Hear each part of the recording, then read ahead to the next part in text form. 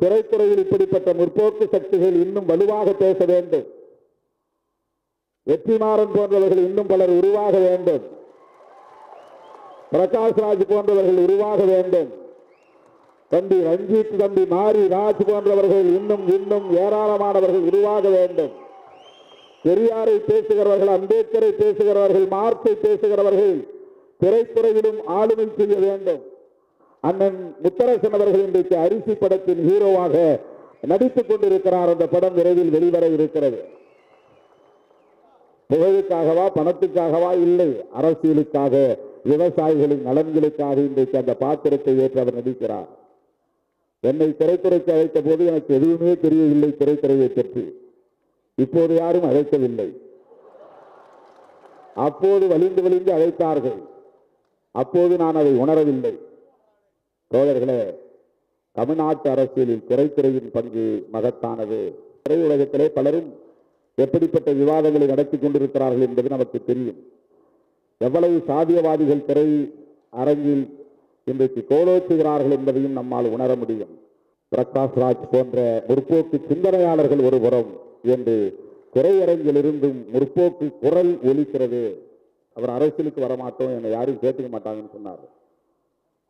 சிவப்பு கம்பளம் விரித்து வரவேற்க எங்களை போன்றவர்கள் தயாராக இருக்கிறோம். இன்றைக்கு அரசியல் களத்திலே உண்மையான ஒரு ஹீரோவாக இருக்கிறார் என்றுதான் நான் சொல்ல வேண்டும். அவர் வில்லன் அல்ல, இந்த வில்லன் ரோல் அல்ல, அரசியலில் ஒரு ஹீரோ ரோல் தான் அது. இப்படி பேசுவது என்பதே ஒரு ஹீரோவால் தான் முடியும். அரசியலில், திரையில் வேண்டுமானால் நீங்கள் வில்லனாக இருக்கலாம். உங்கள் உரையும் உங்கள் கருத்தும் இன்றைக்கு ஒரு கதாநாயகனுக்குரிய ஆளுமையை வெளிப்படுத்துகிறது. பிரகாஷ்ராஜ் அவர்கள் இவ்வாறு சிந்திப்பதும் செயல்படுவதும் ஏதோ பிஜேபியை எதிர்க்கிறார், மோடியை எதிர்க்கிறார் என்பதற்காக நாம் அவரை பாராட்டவில்லை.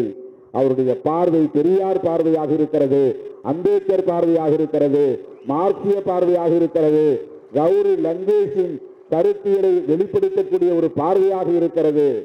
ஆந்திர காடுகளிலே பதுங்கியிருப்பதைப் போல, மாவோயிஸ்டுகள் பதுங்கியிருப்பதைப் போல இவர்கள் பதுங்கியிருப்பதில்லை. மேடைகளில் இருக்கிறார்கள், மந்திரிகளோடு இருக்கிறார்கள், ஆயுதங்களோடு திரிகிறார்கள். நடைமுறைப்படுத்துகிறவர்கள் யார்? இதன் மீது அதிகம் நம்பிக்கை வைத்திருப்பவர்கள் யார்? மோடி யார்? அமித்ஷா யார்? அண்ணாமலை யார்? திருவள்ளுவருக்கு காவி உடுத்தி அவரை சம்பயப்படுத்துகிற கேவலமான அரசியலில், அயோக்கியத்தனமான அரசியலில் ஈடுபடுகிற போது RN ரவி போன்றவர்களுக்கு ஆதரவாக பேசுவது யார்? VP சிங் ஆட்சியை கவிழ்த்த பிஜேபியோடு இன்றைக்கு ஒட்டி உறவாடக்கூடியவர்கள் எல்லாம் யார்? OBC மக்களுக்கு இடஒதுக்கீடு கூடாது என்று VP சிங் அவர்களின் ஆட்சியை கவிழ்த்த அந்த கும்பலோடு உறவாட முடிகிறது பாட்டாளி மக்கள் கட்சியால் என்றால், அரசியல்படுத்தப்பட வேண்டியவர்கள் பாமகவை சார்ந்தவர்களா, விடுதலை சிறுத்தைகளா என்பதை எண்ணி பார்க்க வேண்டும். எங்களை தனிமைப்படுத்த பார்க்கிறீர்களா? இல்லை இல்லை. இதோ இந்துத்துவ அஜெண்டா என்று, இந்துத்துவ அஜெண்டா மூலம் நீயும் இந்து நானும் இந்து என்று தங்களை இந்துத்துவா என்கிற போர்வைக்குள்ளே ஒளிந்து கொண்டார்கள். திரைக்கலை நாயகர் பிரகாஷ்ராஜ் போன்ற ஜனநாயக சக்திகள் இந்த களத்திற்கு தேவைப்படுகிறார்கள். ஜூன் 4க்கு பிறகு அவர்கள் ஓடி போவார்கள், சரி. ஆனால் அவர்கள் மீண்டும் வராமல் தடுக்க வேண்டும், பாதுகாக்க வேண்டும். அதுதான் முக்கியமானது. இந்த மோடி இந்த தேர்தலிலே தோற்று போனால், மோடியை போல 1000 மடங்கு வலிமை பெற்ற ஆட்களை அவர்களால் மறுபடியும் வெளிச்சத்திலே கொண்டு வந்து நிறுத்த முடியும். அதை அழித்தொழிக்க வேண்டும். அதுதான் மோடி, அமித்ஷா உள்ளிட்ட சனாதன சக்திகளின் நோக்கம். நம்முடைய திரைக்கலை நாயகர் பிரகாஷ்ராஜ் அவர்கள் அவருக்கே உரிய நடையில் மிக இயல்பாக ஒரு திரைக்கலைஞர் எவ்வாறு எத்தகைய உடல் மொழியோடு பேச முடியுமோ அப்படி நம்மை எல்லாம் கவரக்கூடிய வகையிலே உரையாற்றி அமர்ந்திருக்கிறார். அவரை நான் பெங்களூரிலே சந்திக்கிற வாய்ப்பு கிடைத்தது. பெங்களூரில் இருந்து நம்முடைய தோழர்கள், பெங்களூர் ரவி, நம்முடைய மகானந்த், வெங்கடேஷ் போன்ற தோழர்கள் எல்லாம் வந்திருக்கிறார்கள். எதேச்சையாக சொன்னேன், இங்கேதானே இருக்கிறார், அவரை பார்த்து சில நிமிடங்கள் பேச விடுகிறேன். அவருக்கு ஏதேனும் நிகழ்ந்து விடுமோ என்கிற அச்சம் எனக்கு இருக்கிறது. சனாதன பயங்கரவாதிகளால் அவரை சந்தித்து, நேரிலே சந்தித்து பாதுகாப்பாக இருங்கள் என்று சொல்ல விரும்புகிறேன் என்றுதான் சொன்னேன். சில நிமிடங்களில் எனக்கு அவரோடு தொடர்பை ஏற்படுத்தி கொடுத்தார் நண்பர் கஜி என்பவர், அவருடைய நண்பர் ரவி அவர்களுக்கு நண்பர்.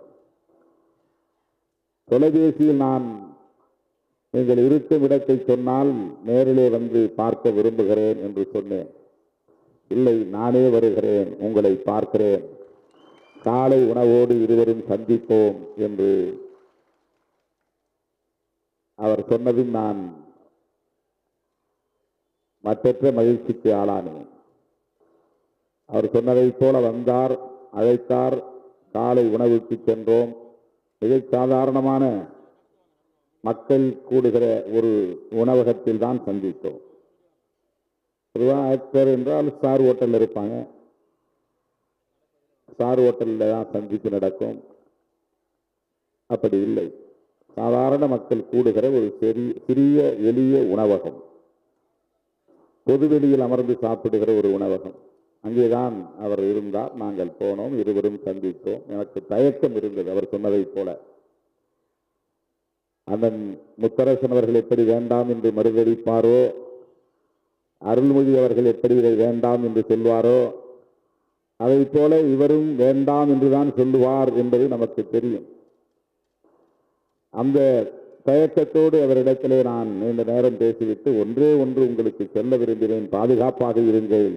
சனாதன பயங்கரவாதிகள் எதையும் செய்வார்கள் என்று அவரிடத்திலே சொன்னேன். அப்போதுதான் அவருடைய அனுபவத்தை எல்லாம் பகிர்ந்து கொண்டார். கௌரி லங்கேஷுக்கும் அவருக்கும் இடையில் இருந்த நட்பை, உறவை, நீண்ட பயணத்தை பகிர்ந்து கொண்டார்.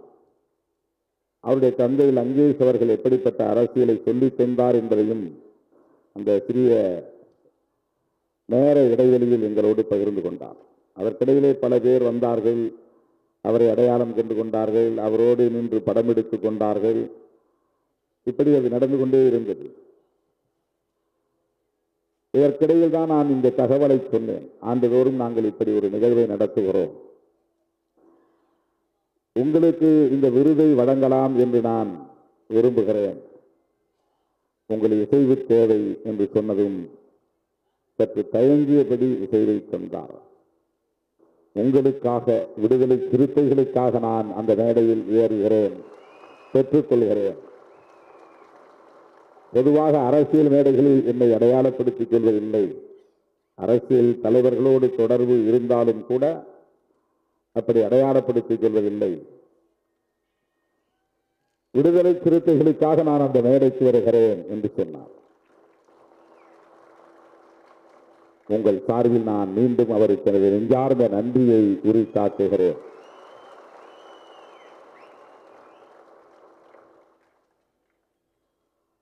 இன்று இரவு அவருக்கு 10 மணிக்கு விமானம் துபாய்க்கு செல்ல வேண்டும். எல்லோரும் கைப்பிடிகாரத்தை பார்க்கிறீர்கள். 10 மணிக்கு எப்படி விமானத்தை பிடிக்க முடியும் என்று எனக்கும் அந்த பதற்றம் இருந்தது.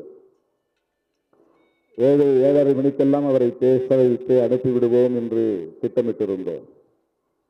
வந்து என் பக்கத்தில் அமர்ந்ததும் சொன்னார், விடியற் காலை 4 மணிக்கு விமானத்தில் நான் போகிறேன். உடனே அவர் கைகளை பிடித்து குலுக்கி நன்றி சொன்னேன். எல்லோரையும் அவசரப்படுத்தி அவரையும் முன்னாலே பேச வைத்து நிகழ்ச்சி ஒரு மாதிரி ஆகிவிடுமே என்று நான் எண்ணிக்கொண்டிருந்தேன். ஆகவே நமக்காக விமான பயணத்தையும் தள்ளி போட்ட நமது திரை நாயகர் பிரகாஷ் ராஜ் அவர்களுக்கு இன்னொரு நன்றியையும் நான் கூடுதலாக உரித்தாக்க விரும்புகிறேன். அவரும் நானும் சேர்ந்து போவதாகவும் திட்டமிட்டோம். நீங்க 10க்கு போக வேண்டாம், 4க்கு போங்க, நானும் சேர்ந்து வருகிறேன் துபாய்க்கு என்று சொன்னேன். ஆனால் நாளை எனக்கு தவிர்க்க முடியாத ஒரு நிகழ்ச்சி சென்னையிலே, நாளை மறுநாள் காஞ்சிபுரத்திலே நிகழ்ச்சி. ஆகவே துபாய் பயணம் தள்ளி போயிருக்கிறது. ஆக விடுதலை சிறுத்தைகளுக்காக இப்படி விட்டுக் கொடுத்து தன்னுடைய நிலைப்பாட்டையும் தளர்த்தி கொண்டு தன்னுடைய பயணத்தையும் தள்ளி வைத்து இந்த நிகழ்விலே வந்து பங்கேற்று மணிக்கணக்கிலே காத்திருந்து சிறப்பாக உரையாற்றி இந்த நிகழ்வுக்கு சிறப்பு சேர்த்திருக்கிற நம்முடைய திரைநாயகர் பிரகாஷ்ராஜ் அவர்களுக்கு என்னுடைய நெஞ்சார்ந்த நன்றியை உரித்தாக்குகிறேன். அண்ணன் முத்தரசன் அவர்கள் இந்த நிகழ்ச்சியை முடித்துக் கொண்டு கோபிச்செட்டிப்பாளையம் போக வேண்டும். அவர் இரவோடு இரவாக. அவருக்கும் இப்படி விழா விருதுகள் பெறுவது போன்றவற்றில் பெரிய ஈடுபாடு இல்லை. அவர் சொன்னதைப் போல நாங்கள் அன்பு கட்டளையிட்டோம், முடிவெடுத்து விட்டோம், வந்துதான் தீர வேண்டும் என்று. ஆகவே கோபிச்செட்டிப்பாளையத்திலிருந்து சாலை வழியாக பயணம் செய்துதான் இந்த நிகழ்ச்சிக்கு வந்தார். அங்கு மார்க்சிய கல்விக்கான ஒரு நிறுவனம் ஒரு பெரிய கட்டிடத்தை 5 அடுக்கு மாளிகையை கட்டியிருக்கிறார்கள் இந்திய கம்யூனிஸ்ட் கட்சியின் சார்பில். அதன் திறப்பு விழா நாளை மறுநாள் நடைபெறுகிறது 27. நாள்தோறும் மார்க்சிய வகுப்புகள் நடத்துவதற்கென்று ஒரு நிறுவனம். விடுதலை சிறுத்தைகள் மீது அவர் கொண்டிருக்கிற பற்றுதல், நம்பிக்கை, அவருக்கு இந்த விருதை பெறுவதிலே உடன்பாடு இல்லாவிட்டாலும் கூட இந்த மேடைக்கு அழைத்து வந்திருக்கிறது, நம்மோடு அமர வைத்திருக்கிறது என்பதை எண்ணி பெருமைப்படுகிறோம். அவருக்கும் நான் இந்த நேரத்தினுடைய நெஞ்சார்ந்த நன்றியை உரித்தாக்குகிறேன். தோழர் அருள்மொழி அவர்கள் என்னோடு சட்டக்கல்லூரி பயின்றவர். 2 பேரும் சட்டக்கல்லூரி மாணவர்களாக பயின்ற காலத்தில் பல்வேறு போராட்டங்களை இணைந்து நடத்தியிருக்கிறோம். பெரியார் திடலில் மாணவர்கள் சார்பிலே நடைபெற்ற நிகழ்ச்சியில் அவரோடு பேசுகிற வாய்ப்பு எனக்கு கிடைத்தது.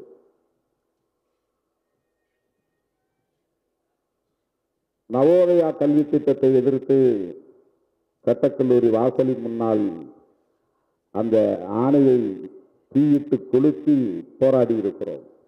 2 பேர் 3 பேர் தான், அவர், நான், இன்னொரு ஒரு சில தோழர்கள், 3 அல்லது 4 பேர் மட்டும் வாசலில் நின்று அதை தீயிட்டு கொளுத்தி இருக்கிறோம். பேராசிரியர் சுபதி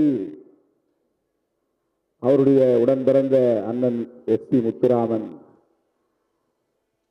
ஈழத்தை சார்ந்த தமிழ் திரையுலகில் இயக்குநராக பணியாற்றி கொண்டிருக்கிற வி.சி. குகநாதன் போன்றவர்கள் எல்லாம் இணைந்து உருவாக்கிய ஈழத் தமிழர் பாதுகாப்பு கூட்டமைப்பு, ஈழ விடுதலை ஆதரவு கூட்டமைப்பு.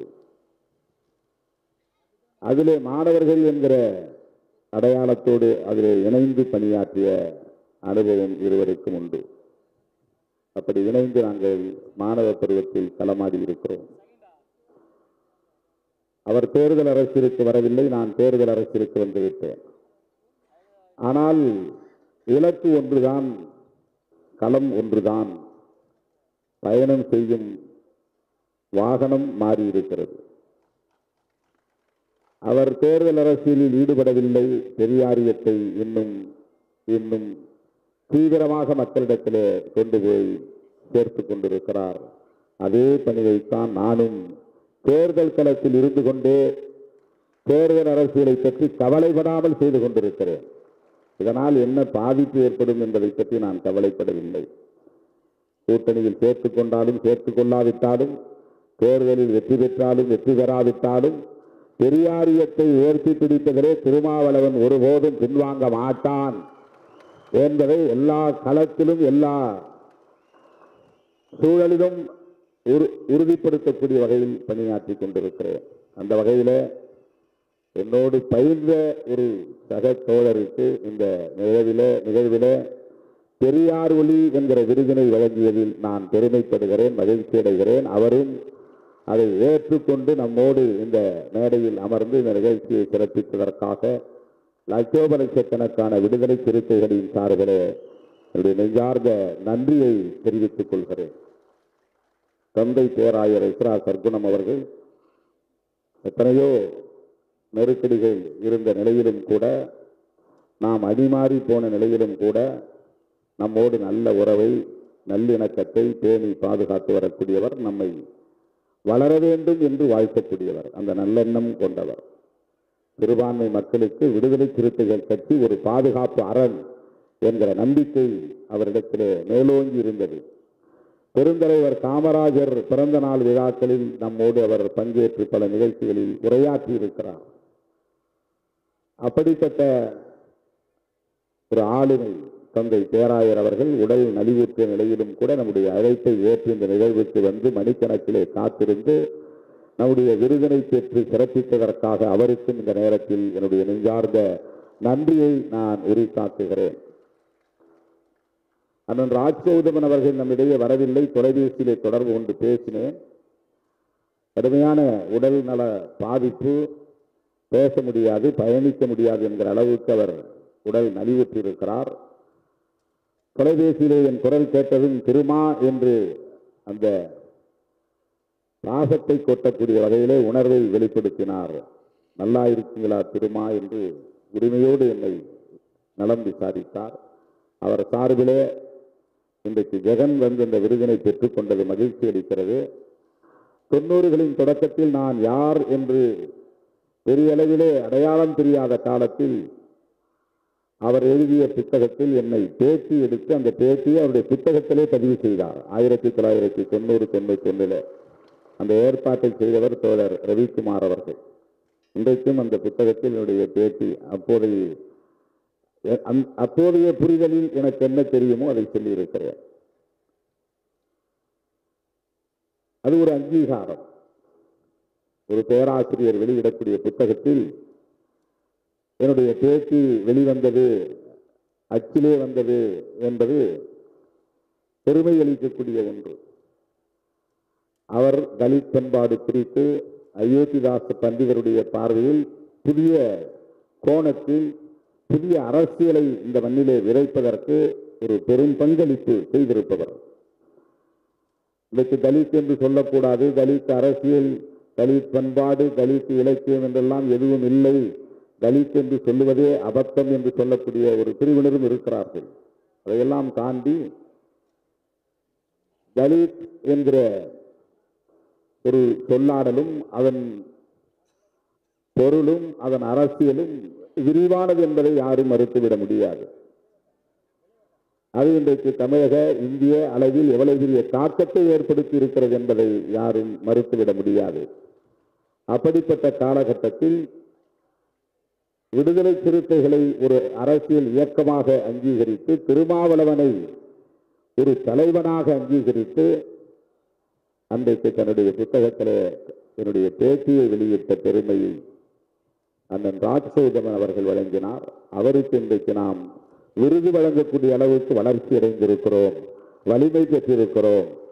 அவரும் அதை ஏற்றுக்கொண்டு நமக்கு மகிழ்ச்சியை உருவாக்கி இருக்கிறார் என்பதை எண்ணி நான் பெருமைப்படுகிறேன். அவர் சார்பிலே வந்த ஜெகன் அவர்களுக்கு நான் நன்றி சொல்ல கடமைப்பட்டிருக்கிறேன். அருமை தோழர் ஜனாப் எஸ்என் சிக்கந்தர் அவரை பார்த்த நாளிலிருந்து இந்த நாள் வரையில் புன்முறுவல் பூத்த முகத்தோடு தான் நம்மை வரவேற்பார். எந்த நேரமும் அவருடைய முகத்தில் மகிழ்ச்சி ததுங்குவதை நான் பார்க்க முடியும். அதற்கு என்ன காரணம் என்றால், நம் மீது அந்த அளவுக்கு அவரிடத்திலே ஒரு பற்றுதல் இருக்கிறது என்றுதான் பொருள். பார்த்த உடனேயே அவர் புன்னகைத்தவாறு நம்மை அழைப்பதும் அரவணைப்பதும் ஊக்கப்படுத்துவதும் பல 10 ஆண்டுகளாக இந்த நட்புறவை பேணுவதும் அவரிடம் உள்ள சிறந்த மாண்பு. இஸ்லாமிய இயக்கங்களும் விடுதலை சிறுத்தைகள் கட்சியும் எத்தகைய புரிதலோடு களமாடி வருகின்றன என்பதை இன்றைக்கு நாட்டு மக்கள் பலரும் அறிவார்கள். வாக்கு வங்கிக்காக நாம் எந்த நட்பையும் உறவையும் மேற்கொள்வதில்லை. நாம் முன்னெடுத்திருக்கிற அரசியலுக்கான உறவாகத்தான் எல்லா உறவையும் நாம் பார்க்கிறோம். திரு பிரகாஷ்ராஜ் அவர்களை இந்த மேடையிலே நாம் அமர வைத்திருப்பது என்பது அவருடைய அரசியல் நம்முடைய அரசியல் நேர்கோட்டில் இருக்கிறது என்பதுதான் காரணம். அவருடைய பேச்சு நம்முடைய பேச்சு ஒரே அலைவேகத்தில் இருக்கிறது என்பதுதான் காரணம். அவருடைய இலக்கும் நம்முடைய இலக்கும் ஒரே திசைவெளியில் இருக்கிறது என்பதுதான் காரணம். வேற எந்த நோக்கமும் கிடையாது. அவர் மூலம் புகழ் வெளிச்சத்தை தேடுவதோ அவர் மூலம் வாக்கு வங்கியை உறுதிப்படுத்திக் கொள்வதோ நம்முடைய நோக்கம் அல்ல.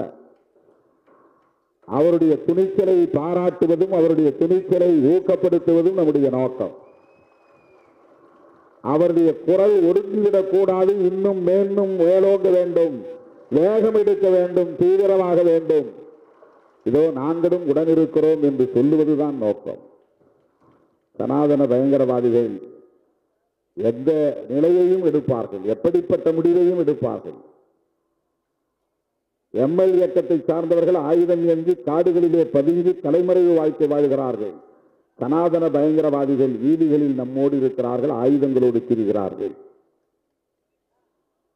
சனாதன பயங்கரவாதிகள் வீடு தேடி வந்து வீட்டிலேயே படுகொலை செய்யக்கூடிய அளவுக்கான ஒரு வசதியை இங்கு உருவாக்கி வைத்திருக்கிறார்கள். எம்எல் இயக்கத்தை, மார்க்சிஸ்ட் லெனினிஸ்ட் இயக்கத்தை சார்ந்தவன் பெயரை மாற்றி சொல்லி தலைமறைவாக இருப்பான், காடுகளில் பதுங்கியிருப்பான். அவன் ஒரு காரியத்தை செய்து முடிப்பதற்கு அவ்வளவு இலகுவாக இங்கு சூழல் இல்லை. ஆனால் சனாதன பயங்கரவாதிகள் ஆயுதங்களோடு மேடைகளில் திரிகிறார்கள் இந்தியாவிலே. அதுதான் முக்கியமானது. அந்த ஆயுதங்களை எடுத்துக்கொண்டு வீடுகளுக்கே போய் கௌரி லங்கேஷை சுட்டுக் கொள்ள முடியும், பேராசிரியர் கல்புரிச்சியை சுட்டுக் கொள்ள முடியும், நரேந்திர தபோல்கரை சுட்டுக் கொள்ள முடியும், கோவிந்த் பன்சாரேவை சுட்டுக் கொள்ள முடியும் என்கிற அநீதிகளை, இந்த மண்ணில் கொடுமைகளை அரங்கேற்றிக் கொண்டிருக்கிறார்கள். அவர்கள் எங்கும் ஓடி ஒளிந்து கொள்வதில்லை. தலைமறைவு வாழ்க்கை கிடையாது. ஆந்திர காடுகளிலே பதுங்கியிருப்பதைப் போல, மாவோயிஸ்டுகள் பதுங்கியிருப்பதைப் போல இவர்கள் பதுங்கியிருப்பதில்லை. மேடைகளில் இருக்கிறார்கள், மந்திரிகளோடு இருக்கிறார்கள், ஆயுதங்களோடு திரிகிறார்கள். அப்படிப்பட்ட சூழலிலே பிரகாஷ்ராஜ் போன்றவர்கள் பாதுகாப்பாக இருக்க வேண்டும் என்கிற ஒரு உணர்வு எனக்குள் ஒரு உந்துதலாக எழுந்தது.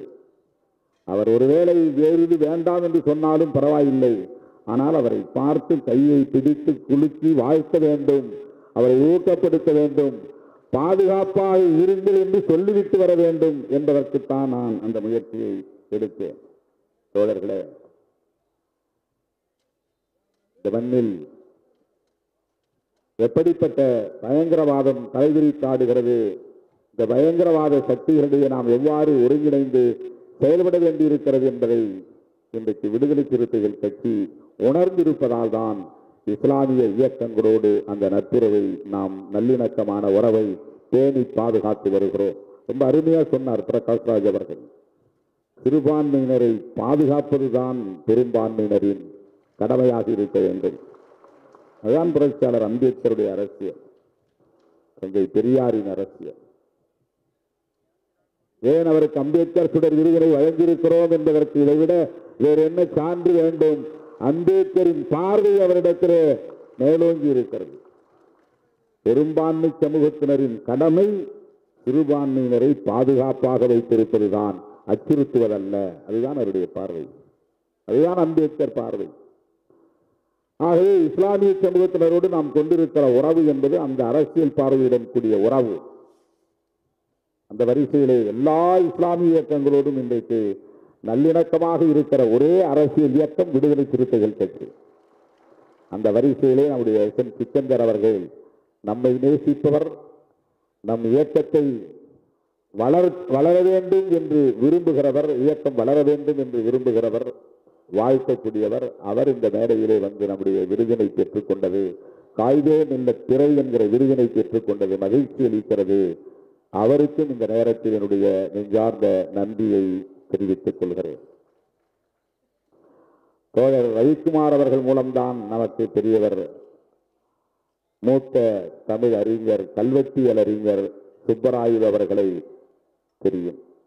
இந்த ஆண்டு செம்மொழி ஞாயிறு யாருக்கு தருவது என்கிற ஒரு யோசனையில் நான் இருந்தபோது தோழர் ரவிக்குமார் அவர்களோடு நான் தொலைபேசியிலே பெங்களூரில் இருந்து பேசிய போது அவர் முன்மொழிந்த பெயர்தான் கல்வெட்டியல் அறிஞர் ஏ சுப்பராயலு அவர்கள். அவரை பற்றிய குறிப்புகள் படித்த போது வியப்பை தந்தன. இந்த அளவுக்கு அவர் கடுமையாக உழைத்து தமிழ் சமூகத்தின் வரலாற்றை வெளிச்சத்திற்கு கொண்டு வந்திருக்கிறார். அவங்க பேசுகிற போதே சொன்னார், நீங்கள் எல்லாம் எந்த அளவுக்கு கவனிப்பீர்கள் என்று தெரியவில்லை. அந்த காலத்தில் அரசர்களாக இருந்தவர்கள், மாமன்னர்களாக இருந்தவர்கள், சோழர் காலமாக இருந்தாலும் அல்லது எந்த ஆட்சி காலமாக இருந்தாலும் அவர்கள் உருவாக்கி வைத்த கல்வெட்டுகளில் பிராமணர்களுக்கு எவ்வளவு முக்கியத்துவம் இருந்தது. அந்த ஊர்கள் 1000 ஊர்கள் என்றால் அதில் 500 ஊர்கள் அல்லது 600 ஊர்கள் பிராமணர்கள் வசித்த வசிப்பிடமாக இருந்தன. அந்த வசிப்பிடங்கள் எவ்வாறு உருவாயின, அவர்களுக்கு ஏன் அவர்கள் அவ்வளவு முக்கியத்துவம் தந்தார்கள், இந்த வர்ணாசிரம தர்மம் என்கிற மனு தர்மம் எப்படி இந்த சமூகத்தில் இன்றைக்கு நிலை பெற்றிருக்கிறது, அந்த நிலை பெறுவதற்கு கோவில் எந்த அளவுக்கு பங்களிப்பு செய்திருக்கிறது.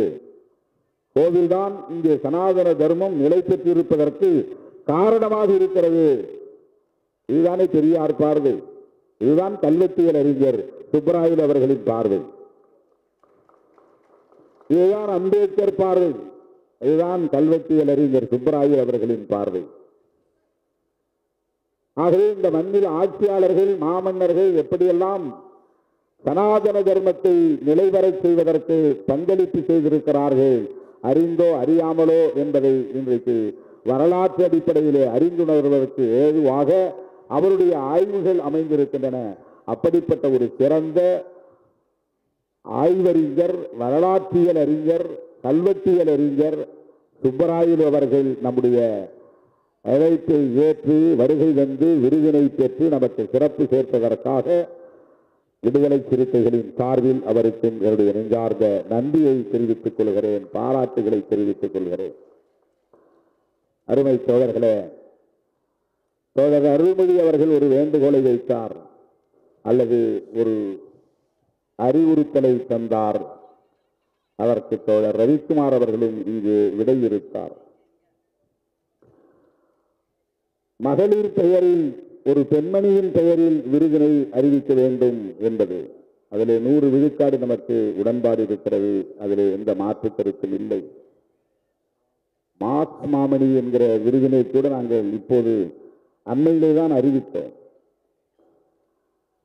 இது 3வது ஆண்டு. முதல் ஆண்டு ஜவஹர் பெற்றுக்கொண்டார், 2வது ஆண்டு தோழர் கே பாலகிருஷ்ணன் பெற்றுக்கொண்டார், 3வது விருதினை அண்ணன் முத்தரசன் அவர்கள் பெற்றிருக்கிறார்.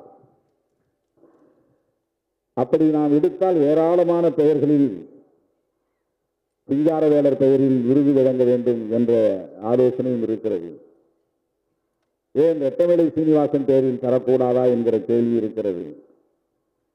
இப்படி பல பேர் பல ஆலோசனைகளை தந்து கொண்டே இருக்கிறார்கள். உள்ளபடியே நாம் தோழர் ரவிக்குமார் அவர்கள் சொன்னதைப் போல அம்பேத்கர் பெயரில் தலித் அல்லாதவர்கள், தலித்துகளுக்கு பணியாற்றி கொண்டிருக்கிற, தலித் விடுதலைக்கு பணியாற்றி கொண்டிருக்கிற அந்த ஆளுமைகளை சிறப்பிக்க வேண்டும், அவர்களை ஊக்கப்படுத்த வேண்டும் என்கிற ஒற்றை நோக்கத்திற்காகத்தான் இந்த நிகழ்ச்சியை நாம் தொடங்கினோம்.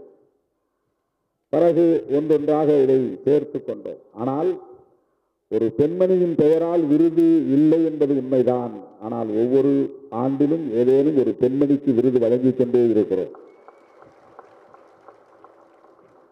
நிலக்கோட்டை பொன்னம்மாள் அவர்களுக்கு வழங்கியிருக்கிறோம். அதே போல ஜெகநாதன் துணையார் பஞ்சமி நிலம் மீட்பு போராட்டம் கிருஷ்ணம்மாள் ஜெகநாதன் அவர்களுக்கு வழங்கியிருக்கிறோம். இங்கே வருகை தந்திருக்கிறார் தாயம்மாள் அரவாணன் அவர்களுக்கு வழங்கியிருக்கிறோம். அருந்ததி ராய் அவர்களுக்கு வழங்கியிருக்கிறோம். ஓவியா அவர்களுக்கு வழங்கியிருக்கிறோம். பெண்களை விடுதலை சிறுத்தைகள் ஒருபோதும் புறக்கணித்ததில்லை. பெண்களை விடுதலை சிறுத்தைகள் மறந்ததில்லை. அவருடைய கோரிக்கையை பரிசீலிப்போம். 1 5 ஆனது, 5 6 ஆனது, 6 7 ஆனது. ஒரு மேடையிலே 7 8 பேருக்கு மேல் விருது வழங்கினால் இன்னும் மணிக்கணக்கிலே நீளும், நிகழ்ச்சி விரிவடைந்து கொண்டே போகும். இதையும் கவனத்தில் கொள்ள வேண்டியிருக்கிறது. சாவித்திரிபாய் புலே அம்மையாரின் பெயரில் விருது தர வேண்டும் என்று தொடர்ந்து தோழர்கள் வலியுறுத்திக் கொண்டிருக்கிறார்கள்.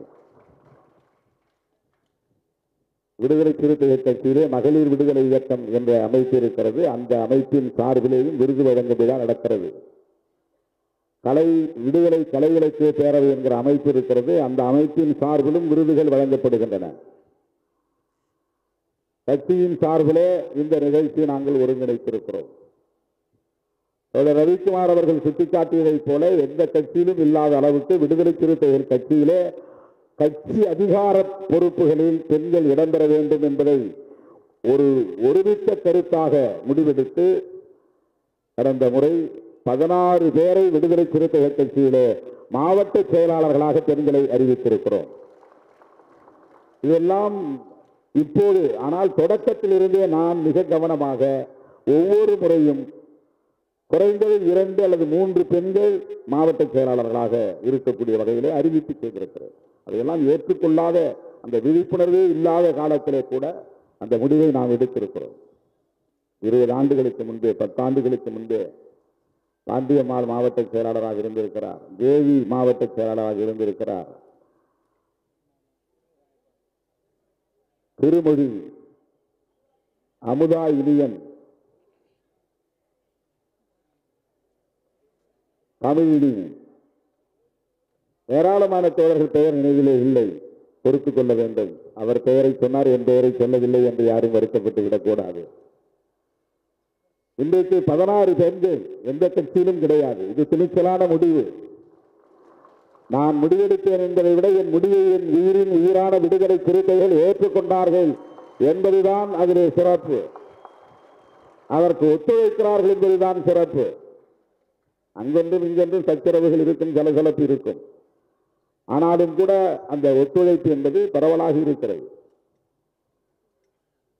தோழர்களே, பெண்கள் அரசியல்படுத்தப்பட வேண்டும், தலித்துகள் அரசியல்படுத்தப்பட வேண்டும், சிறுபான்மையினர் அரசியல்படுத்தப்பட வேண்டும்.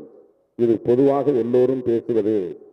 விடுதலை சிறுத்தைகள் அதிலிருந்து மாறுபட்டு ஓபிசி மக்கள் அரசியல்படுத்தப்பட வேண்டும் என்பதை இன்றைக்கு உயர்த்தி பிடிக்கிறோம். ஏன் இப்படி பிரித்து சொல்லணும்? எல்லா விடுதலை அரசியலும் சேரியில் வந்துதான் பேசப்படுகிறதே தவிர ஊர்பிரிவில் பேசப்படுவதில்லை. இதுதான் பிரச்சனை. ஏன் இந்தியாவில் புரட்சி நடக்கவில்லை என்றால், ஏன் இந்தியாவில் சாதி ஒழிப்பு நிகழவில்லை என்றால், ஏன் இந்தியாவில் ஒரு புரட்சிகர மாற்றம் நிகழவில்லை என்றால், உள்ளபடியே உண்மையிலேயே இது எங்கே பேசப்பட வேண்டுமோ அங்கே பேசப்படவில்லை. பாதிக்கப்பட்ட தலித்துகளிடம்தான் இந்த அரசியல் வெகுவாக பேசப்படுகிறது. தலித் அல்லாதவர்களிடையே இது இன்னும் வலுவாக பேசப்பட வேண்டும். சனாதனத்தை பாதுகாப்பது யார்? சனாதன சக்திகளுக்கு உற்ற துணையாக இருப்பது யார்? பார்ப்பனர்கள் உண்ட எச்சின் இலையில் படித்து உருண்டால் புண்ணியம் கிடைக்கும் என்பதை ஏற்றுக்கொண்டு நம்பி அந்த எச்சின் இலைகளில் உருளுவது யார்? இதையும் கவனிக்க வேண்டியிருக்கிற. 19 யாரோ பார்ப்பனர் அல்லாதவர்கள் என்று பார்த்துவிட்டு போய்விட முடியாது.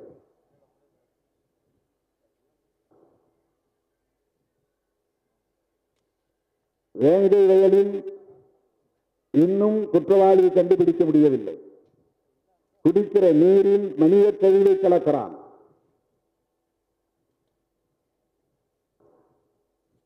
கோவிலுக்குள் நுழைய முடியவில்லை. அழைத்து வந்த மாவட்ட ஆட்சியரை அவர் முன்னாலேயே சாதி பெயரை சொல்லி அங்கே ஒரு சாதாரண பெண்மணி கேவலப்படுத்தி பேசுகிற நிலை இருந்தது.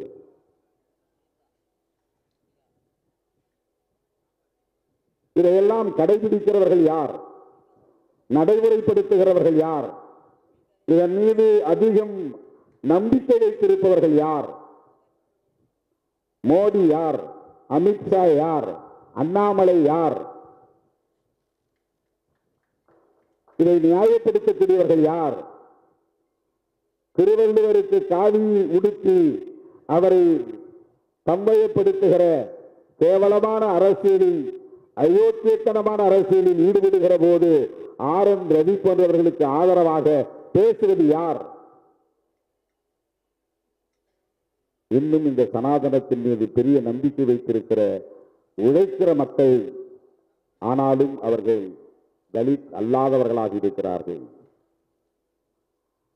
தலித் அல்லாதவர்கள் அரசியல்படுத்தப்பட வேண்டும். ஓபிசி மக்கள் அரசியல்படுத்தப்பட வேண்டும். மண்டல் பரிந்துரையை நடைமுறைப்படுத்துவதற்காக விபி சிங் ஆட்சியை தூக்கி எறிந்த போது, தூக்கி எறிந்த சக்திகளுக்கு எதிராக குரல் கொடுத்தவர்கள் இந்தியா முழுவதும் தலித் இயக்கங்கள் தான், தலித் தலைவர்கள் தான். மண்டல் பரிந்துரையை நடைமுறைப்படுத்துவதற்காக விபி சிங்கோடு வழக்கரமாகவும் இடக்கரமாகவும் இருந்து உச்ச துணையாக இருந்து பணியாற்றியது ராம்விலாஸ் பாஸ்வான் என்கிற ஒரு அம்பேத்கர் இயக்க தலைவர் தான்.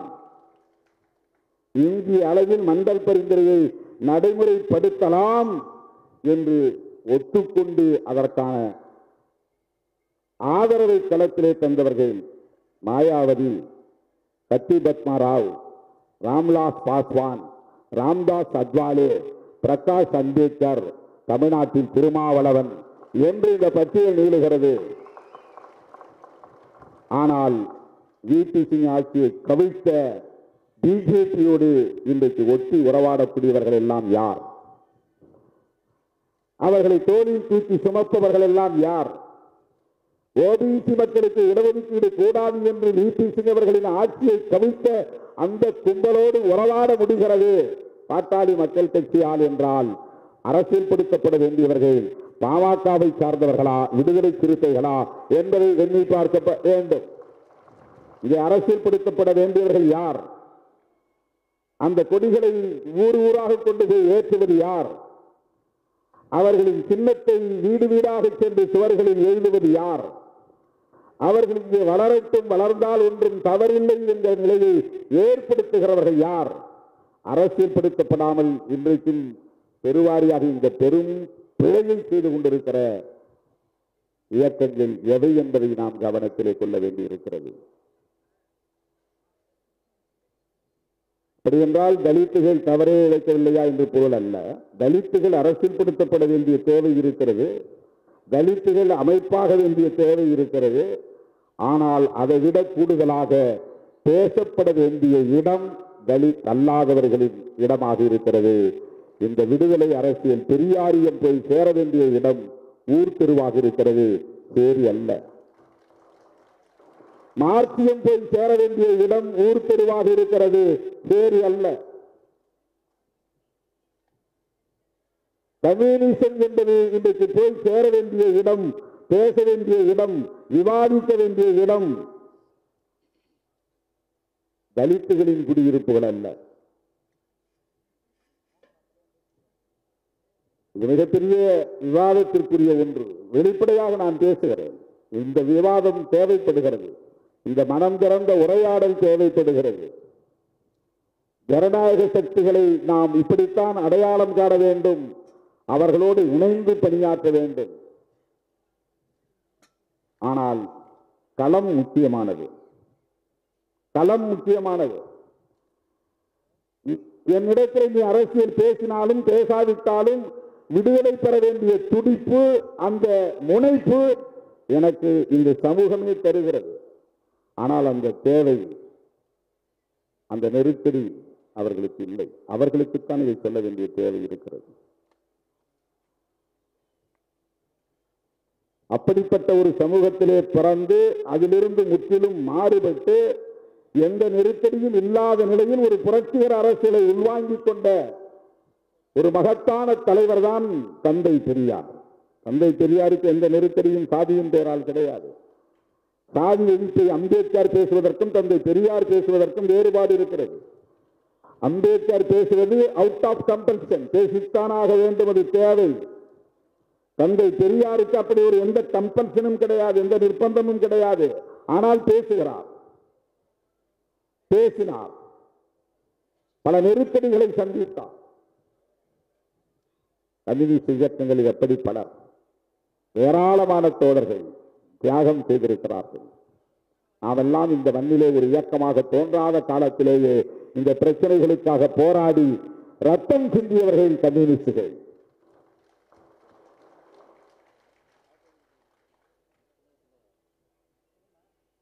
அவர்கள் தலித்துகள் அல்ல, தலித் அல்லாதவர்கள் தான் போராட்ட களத்திலே நிற்பவர்கள். அதிலிருந்து இயக்க சக்திகளாக மாறியவர்கள்.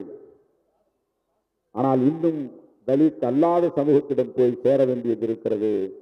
இந்த அரசியல், இந்த விழிப்புணர்வு, இந்த பிரச்சாரம் என்பது மிக முக்கியமானது. தேர்தல் வரும் போகும், சில கட்சிகள் வெற்றி பெறும், சில கட்சிகள் தோல்வியுறும். ஆனால் சமூக கட்டமைப்பு அப்படியே நீடிக்கிறது, தொடர்கிறது. எந்த மாற்றமும் அதிலே அடிப்படையிலே நிகழவில்லை என்பதுதான் யதார்த்தமான உண்மை.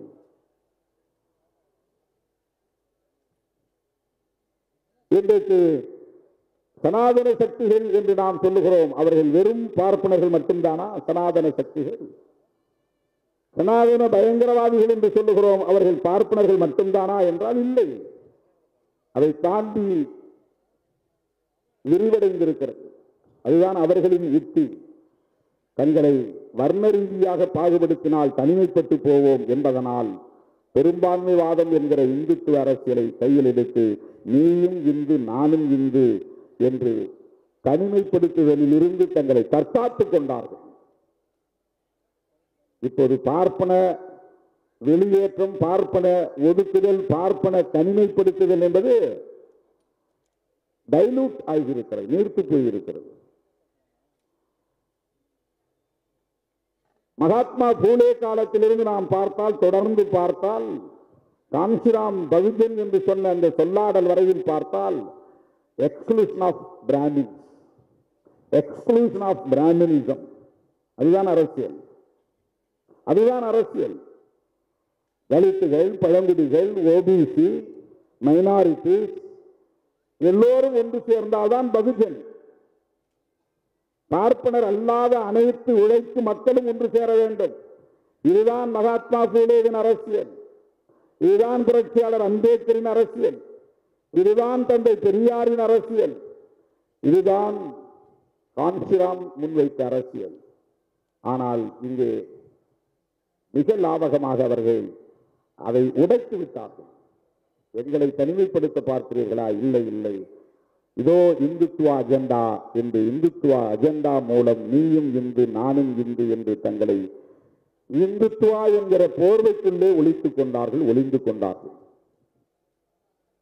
இதை உணராமல் அவர்களுக்கு துணை போகிறவர்கள் யார்? அரசியல் படுத்தப்பட வேண்டியவர்களாக இருக்கிறார்கள். இது மிகவும் நுட்பமான ஒரு இடம். நான் சொல்லுவது மிக மிக நுட்பமான ஒரு புள்ளி. இதை புரிந்து கொண்டு இந்த புரிதலின் அடிப்படையிலே கைகோர்த்து களமாடுவதற்கு அந்த முத்தரசன் போன்ற ஜனநாயக சக்திகள் நமக்கு தேவைப்படுகிறார்கள். திரைக்கலை நாயகர் பிரகாஷ் ராஜ் போன்ற ஜனநாயக சக்திகள் இந்த களத்திற்கு தேவைப்படுகிறார்கள். தோழர் அருள்மொழி அவர்கள் அதை உணர்ந்து இந்த களத்திலே போராடி கொண்டிருக்கிறார். ஏன் இந்த விழா, எதற்காக இந்த விழா என்றால், தோழர்களே, இதுதான் அந்த அரசியலுக்கான அடிப்படை என்பதை நாம் புரிந்து கொள்ள வேண்டும். பிரகாஷ் ராஜ் அவர்கள் ஒரு கருத்தை மிக அழுத்தமாக பதிவு செய்தார். மிக மிக கவனிக்க வேண்டிய செய்தி. ஜூன் 4க்கு பிறகு அவர்கள் ஓடி போவார்கள், சரி, ஆனால் அவர்கள் மீண்டும் வராமல் தடுக்க வேண்டும், பாதுகாக்க வேண்டும். அதுதான் முக்கியமானது. அவர்கள் மீண்டும் வலுப்பெறாமல் பார்த்துக் கொள்ள வேண்டும். அவர்கள் தலை தூக்காமல் நீட்டப்பட வேண்டும். இது எவ்வளவு பெரிய சவால்! ஒரு தேர்தலிலே ஒரு கட்சியை தோற்கடித்து விட்டோம், எல்லாம் முடிந்து விட்டது என்று நீங்கள் எண்ணிவிடக் கூடாது. வீழ்ந்தவர்கள் இன்னும் இன்னும் வேகமாக வெறிகொண்டு எழுச்சி பெற துடிப்பார்கள். வேறு வகையான உத்திகளை தீட்டுவார்கள். மறுபடியும் எழுச்சி பெற்று ஆட்சிக்கு வருவார்கள். அதற்கு இடம் தந்து விடக்கூடாது. இப்படி என்றால் நாம் எவ்வளவு கவனமாக இருக்க வேண்டும், எவ்வளவு எச்சரிக்கையாக இருக்க வேண்டும், எவ்வளவு தொலைநோக்கு பார்வையோடு திட்டமிட்டு செயலாற்ற வேண்டும். தோழர்களே, தேர்தல் வெற்றி தோல்வி ஒரு பொருட்டல்ல. கருத்தியல் அடிப்படையில் நட்பு பகையை தீர்மானிப்பதும், நட்பு சக்திகளை ஒருங்கிணைப்பதும், பகை சக்திகளை வீழ்த்துவதும் மிக முக்கியமானது. அதற்கு நமக்கு உற்ற சக்திகள், தோழமை சக்திகள், உற்ற தோழமை சக்திகள் இடதுசாரிகளும் பெரியாரியற்ற சக்திகளும் தான். தமிழகத்தில் அதை இன்றைக்கு சரியாக உணர்ந்து அவர்களோடு இணைந்து தொடர்ந்து இயங்குகிற இயக்கம் விடுதலை சிறுத்தைகள் கட்சி என்பதை நான் பெருமையோடு சொல்ல கடமைப்பட்டிருக்கிறேன். இந்த அடிப்படையில் நம்முடைய உறவு வெறும் வாக்கு வங்கி கணக்கல்ல, வெறும் வாக்கு வங்கி கணக்கல்ல. தமிழகம் தகுதி அளவில் ஒரு பெரிய இயக்கமாக இந்த இயக்கம் இன்றைக்கு வலுப்பெற்றிருக்கிறது. அண்டை மாநிலங்களிலும் வேறுபிடித்து வருகிறது. எனவே நாம் தேசிய கட்சி ஆகிவிட்டோம், தேசிய அளவிலே பெரிய இயக்கமாகிவிட்டோம் என்றெல்லாம் கற்பனை உலகத்திலே நாம் மிதக்கவில்லை. அது வரும் போகும், 4 பேர் வருவார்கள், 4 பேர் போவார்கள், கட்சி வளர்ந்தது போல் இருக்கும், பிறகு தேய்ந்தது போல் மாறும். இதுவெல்லாம் தற்காலிகமானவை. ஆனால் நாம் எடுத்துக்கொண்ட இந்த நிலைப்பாடு, நாம் பேசுகிற இந்த அரசியல் நேர்த்து போகக்கூடாது. அதுதான் முக்கியமானது. அந்த அடிப்படையில் நம்முடைய உறவுகள் வலுவாக இருக்க வேண்டும். எந்த நிலையிலும் இடதுசாரிகளோடு இருக்கிற உறவு, விடுதலை சிறுத்தைகள் கொண்டிருக்கிற இடதுசாரிகளோடு கொண்டிருக்கிற உறவு நேர்த்து போகாது. அப்படி விடவும் மாட்டோம். இடதுசாரிகள் இந்தியா முழுவதும் இன்றைக்கு ஜனநாயகத்தை பாதுகாக்கிற போராளிகளாக இருக்கிறார்கள் என்பதை நாம் பார்க்கிறோம். அருமை தோழர்களே, பிரதமர் மோடியை பற்றி இங்கு பலரும் பேசினார்கள். அவர் ஏதோ தனி ஆவர்த்தனம் செய்கிறார் என்று நாம் கருதிவிடக் கூடாது. ஒரு பிரதமர், ஒரு மோடியை நாம் வீழ்த்திவிட்டால் எல்லாம் சரியாகிவிடும் என்று கருத முடியாது. சராதர சக்திகளால் அதுபோல ஆயிரக்கணக்கான மோடிகளை உருவாக்க முடியும். இந்த மோடி இந்த தேர்தலிலே தோற்று போனால் மோடியை போல 1000 மடங்கு வலிமை பெற்ற ஆட்களை அவர்களால் மறுபடியும் வெளிச்சத்திலே கொண்டு வந்து நிறுத்த முடியும். யோகி ஆதித்யநாத் போன்றவர்களை எல்லாம் ஒரு மாநில முதல்வராக மட்டுமே நாம் பார்க்கிறோம். நாளை மோடி இடத்திலே அவர் வந்து அமர்வதற்கு வாய்ப்பு இருக்கிறது. மோடியை விட பன்மடங்கு சனாதனத்தை உயர்த்தி பிடிப்பதில் உறுதியான ஒரு நபர். இந்தியா முழுவதும் அப்படி அவர்கள் ஆட்களை உருவாக்கி வைத்திருக்கிறார்கள். அவர்கள் எதை அழிக்க துடிக்கிறார்கள்? யாருக்கு எதிராக இருக்கிறார்கள்? அரசமைப்பு சட்டத்திற்கு எதிராக இருக்கிறார்கள். அரசமைப்பு சட்டம் எத்தகைய இந்தியாவை உருவாக்க முனைகிறது? சமத்துவ இந்தியாவை உருவாக்க முயற்சிக்கிறது. அவர்கள் மொழியில் சொல்ல வேண்டுமானால், சனாதன சக்திகளின் மொழியில் சொல்ல வேண்டுமானால், இந்திய அரசமைப்பு சட்டம் ஒரு தேசத்தை உருவாக்க முனைகிறது. அந்த தேசம் பௌத்த ராஷ்டிரம். பௌத்த ராஷ்டிரம் என்பதுதான்.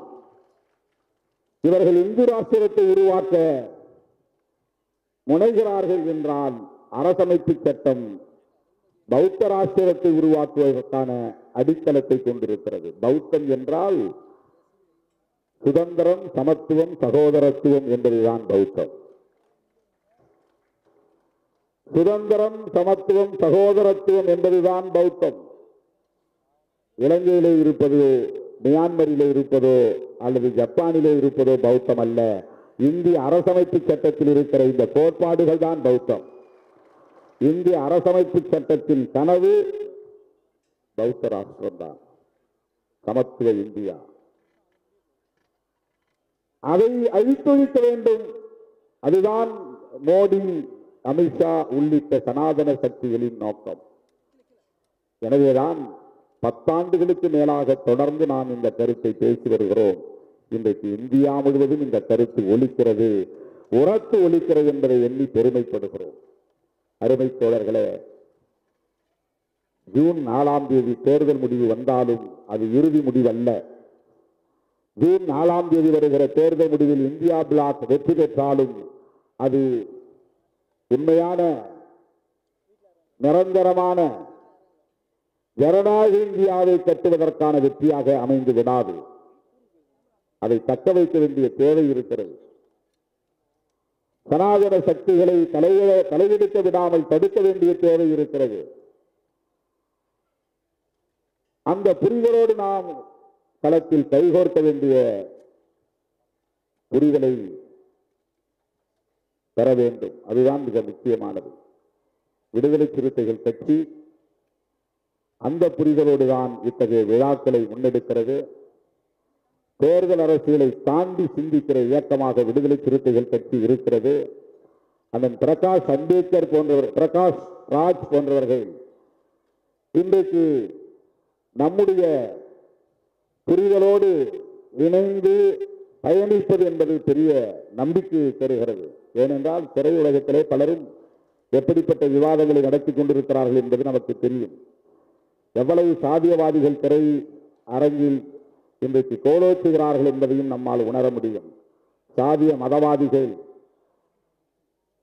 ஒருபுறம், பிரகாஷ் ராஜ் போன்ற முற்போக்கு சிந்தனையாளர்கள் ஒருபுறம் என்று திரையரங்கில் இருந்தும் முற்போக்கு குரல் ஒலிக்கிறது. அதை வரவேற்பது நம்மை போன்றவர்களின் கடமை. அவருடைய பேச்சுகளை பார்க்கிற போது, அவருடைய குரலை கேட்கிற போது நமக்கு ஒரு நம்பிக்கை கிடைக்கிறது. அவர் அரசியலுக்கு வரமாட்டோம், என்னை யாரும் கேட்டுக்க மாட்டாங்கன்னு சொன்னார். சிவப்பு கம்பளம் விரித்து வரவேற்க எங்களை போன்றவர்கள் தயாராக இருக்கிறோம். எங்கள் கட்சியில் சேர வேண்டும் என்று நான் அழைப்பு விடுக்கவில்லை. அரசியல் களத்தில் நீங்கள் ஈடுபட வேண்டும், அது முக்கியமானது. வெளியிலிருந்து நாம எதிர்க்கட்சியா இருந்து குரல் கொடுப்போம்னா அந்த குரல் சுனாமி காற்றிலே காணாமல் போய்விடும். இந்த அரசியலில் நாம் வெளியிருந்து விலகி இருந்து எந்த தாக்கத்தையும் ஏற்படுத்த முடியாது.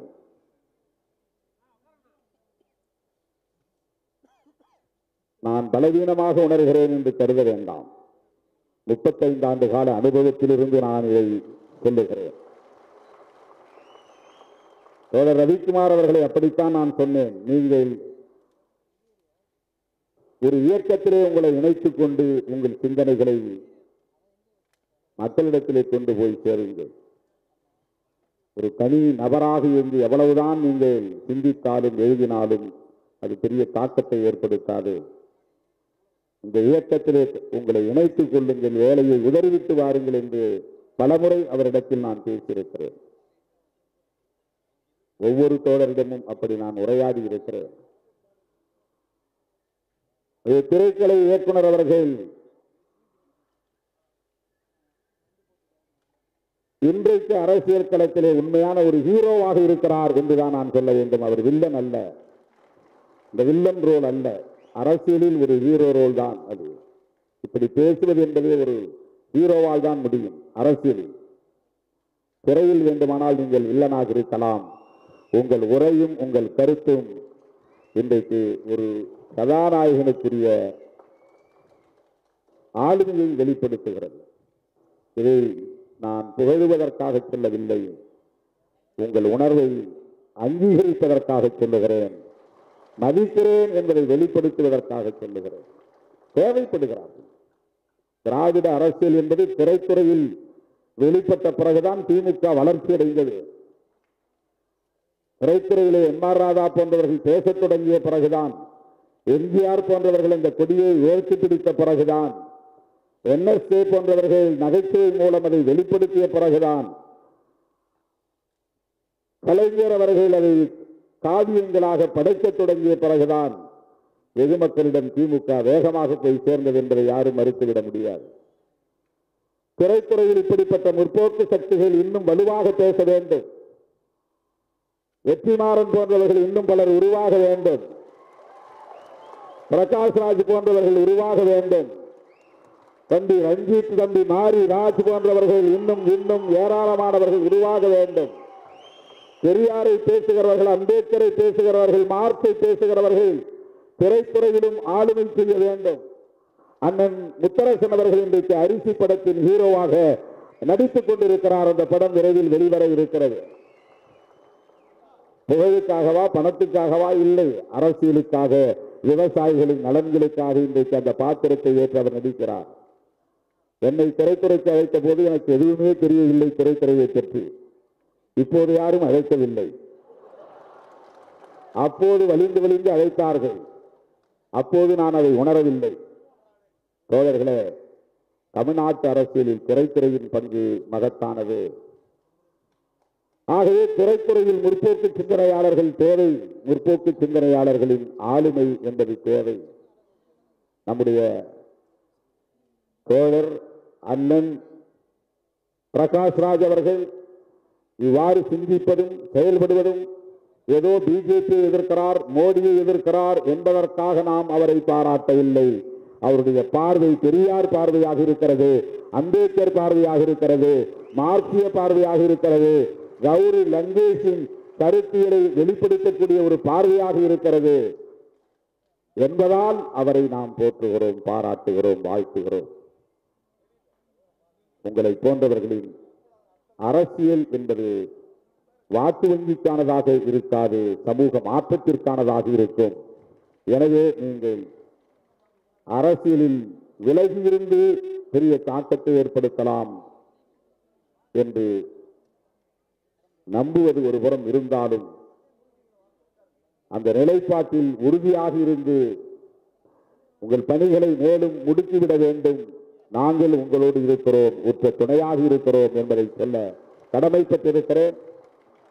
என் உயிரின் உயிரான விடுதலை சிறுத்தைகளே, தேர்தல் முடிவுகளுக்கு பிறகு கட்சியின் மறுசீரமைப்பு பணியிலே மீண்டும் கவனம் செலுத்துவோம். எப்போதும் போல உங்களுடைய ஒத்துழைப்பு தேவை. எப்போதும் போல உங்களுடைய களப்பணிகள் இன்னும் தீவிரமடைய வேண்டும்.